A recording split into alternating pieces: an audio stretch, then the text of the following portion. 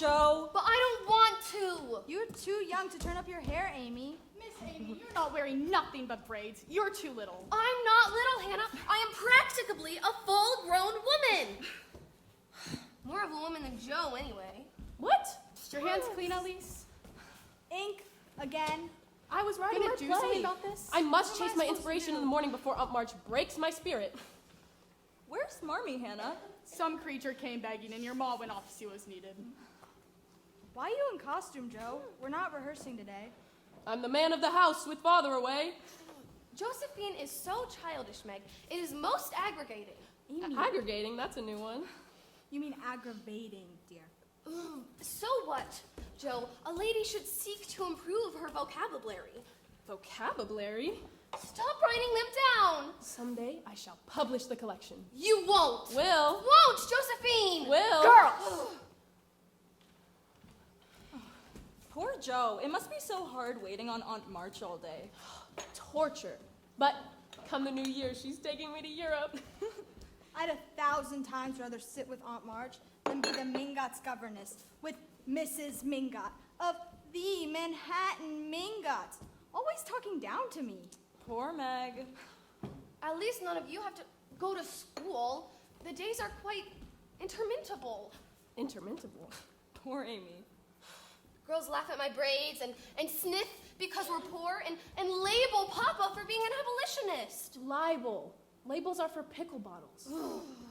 We all got through school, Amy. You'll survive it too. Not Beth. Why does she get to stay home? Amy!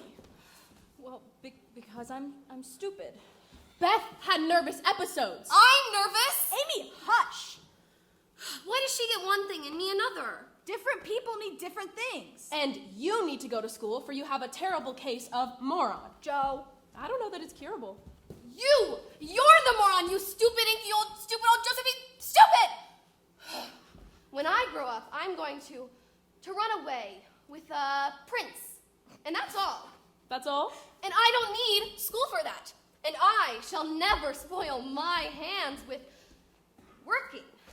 My hands are inky because I'm going to be a great writer and make my mark on the world. And then I'll buy Meg all the dresses she wants. And you, spelling primers. And Beth, what can I get you? A whole hothouse of flowers? All I want is the family I already have, you bad Joe. How are you going to become a famous writer? You're just a penniless girl with a nasty temper and a pasted-on mustache. Really, Josephine, you are positively delusional. Delusional. You'll see. I am going to Europe. And that's where I'll find a way to make my fortune. Oh, Europe. Nobody cares. You're just jealous. Jealous? In Europe, I'm going to become Shakespeare and Dickens and Thackeray all in one. Sorry. Hello, girls. Marmee! I missed you. Mustachios, Joe. It's early for the theater. Where have you been, Marmee? Do you remember that immigrant woman with the baby? Mrs. Hummel? Her little boy came begging. I went with him and found Mrs. Hummel terribly ill, with her children crying from hunger and conditions. Well, I tried to help. Poor Marmee. I've been thinking, girls. Christmas is almost here, but it's been such a hard winter for so many with the war. Perhaps we shouldn't spend for pleasure. With Father away, we can't do much, but we can each play our part. We can make some sacrifices. No Christmas? We'd be together, and we'd have Joe's theatrical. But perhaps no presents?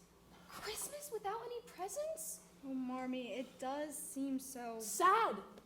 Does the war have to take everything? They all work so hard, Marmee. And Beth does too. She does so much at home. And me. At school? Maybe no presents, Marmee, but we each have $1. Maybe we could just spend it on ourselves. Can we please buy what we really want? What we really need? All right, girls. I surrender.